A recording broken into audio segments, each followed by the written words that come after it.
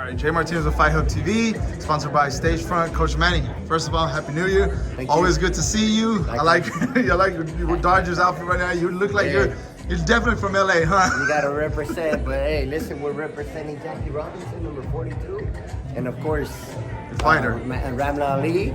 And the reason why we're wearing Dodgers is, you know, as everyone knows, Dodgers come from Brooklyn. Yeah. So, you know, they're the LA Dodgers, of course. But, good history, huh? You know, we're representing Jackie, man, Jackie Robinson. And, of course, you know, Ramla Ali fighting on such a great card. So, yeah, it's a pleasure to be here. A stacked card. Yeah. All women. Stacked, basically, yeah. we have all women. We got 2 undisputed fights, and obviously you're a fighter as well. So talk to me a little bit more about that fight. You know, even with the women coming up and, you know, making a big splash in boxing, which I truly believe they deserve it. Just talk about the whole card and your fighter. Making history again. Women again making history. They did it in London at the O2 Arena, and then of course at the same place here with Amanda Serrano and Katie Taylor, and we're back again.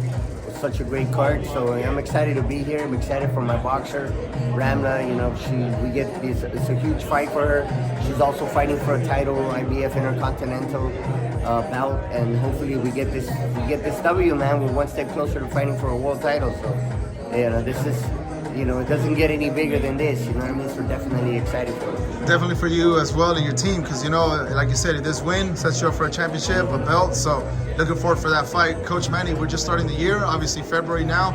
A lot to talk about. First of all, I'd like to talk about Tank's performance over Hector Luis Sanchez. You know, right. Tank got the victory. A lot of talking going into the fight, what happened to Tank, his performance. What's your overall thoughts about his performance that night? What can I tell you? I mean, maybe it wasn't his best performance, but styles make fights. You know, I know that Gervonta Davis is an incredible fighter. I faced him in the past with, you know, another one of my boxers, and he's the real deal, man. This guy can crack. I know what he can do. I know what he's capable of. We also know what Ryan Garcia is capable of, so we just got to make the fight happen, man. That's what everybody wants to see. I mean, women are putting such great events. You know, they're all willing to fight one another. We got you said it yourself, two undisputed fights on the line tomorrow night, where, you know, men can't seem to make up their minds, and promoters can't seem to work with one another to put these great fights together. Yeah, I'll go back to that because that's a good, you know, good detail that you said, because, you know, women are fighting, we're getting these big fights, right. But, you know, on the men's side, it's kind of like too much politics going back and forth. Yeah. Like you said, Gervonta Davis, Ryan Garcia, we're waiting for that fight. Quick breakdown of the fight. What do you expect? Because we know it's people don't think that Tank Davis, they think it's just the power, the explosive, but I personally think that.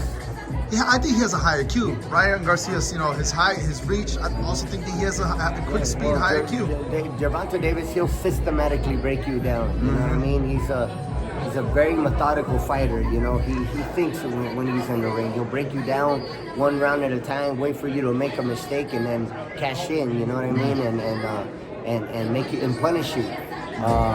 Whereas Ryan Garcia, I believe he's a killer, you know what I mean? He's got that one punch knockout power where he can knock you out with one solid shot and or hurt you, and it would be a great fight, man. It's a great matchup, you know. Stylistically, you know, you got an orthodox fighter versus a southpaw, so that right there, it's an intriguing matchup, you know what I mean? Because they can both box. How are they going to be able to adapt to each other's style? And what type of game plan are they going to be able to bring up and come up with, you know? And it's a good fight, man. I mean, it's an exciting fight. We're all looking forward to. It's gonna be a mega fight. Happens. Yeah, if it happens. But the one that is gonna happen, the press conference started yesterday. You saw it. David Benavidez and Caleb Plant. It's a good fight. You know, I felt like Caleb Plant is just laser focused now. You know, a lot has been saying on social media. David Benavidez, you know, kept on going back and forth with him. Quick breakdown as well for that fight in March. Well, Benavidez, he's an incredible fighter. We all know what he's capable of. I just believe that he's got to control his emotions a little bit, you know what I mean? And not get carried away, not bring that into the ring. He just got to, you know, because he wants to fight Caleb Plant so bad that I guess he shows he's got a lot of hate for the guy. He wants to kick his ass, and he's just got to take one step back. No, absolutely. You know? That's what, you know, he wants to fight this guy, but you just, as a fighter, you just got to calm your nerves and stay calm and collective and control your emotions. You know what I mean? So I believe that if Benavidez is able to do that, I believe he walks away with the win. Caleb Plant, on the other hand, he's a good boxer. Yeah. He's a former world champion. You don't take anything away from him, and he gave Canelo a decent fight. You know what I mean? So he too. gave him a good fight up until the end when he got caught. And we're looking at two different fighters between Benavidez and Canelo. Benavidez is a lot more of an aggressive fighter. He'll just break you down and knock your ass out, and he's an aggressive fighter. But if if it's controlled aggression, you know what I mean, at the end of the day. But if he's willing to control that aggression and then break him down and then take it one round at a time, and he might get to Caleb Plant. I don't take anything away from Caleb, though. Caleb's a good fighter. He's a good champion. He's a good boxer, good counter puncher. So he's got to be careful. It's gonna be a good fight. I'm really excited for that one in March. Definitely a good fight. Big news. I know as a coach, experience you've gone through. Fighters come and go, right? Mm-hmm. That's obviously the nature of the business. Yes, the nature of the business. Anthony Joshua is rumored that he's gonna go with Derek James. Right. He's already had various trainers in the past 3-4 years.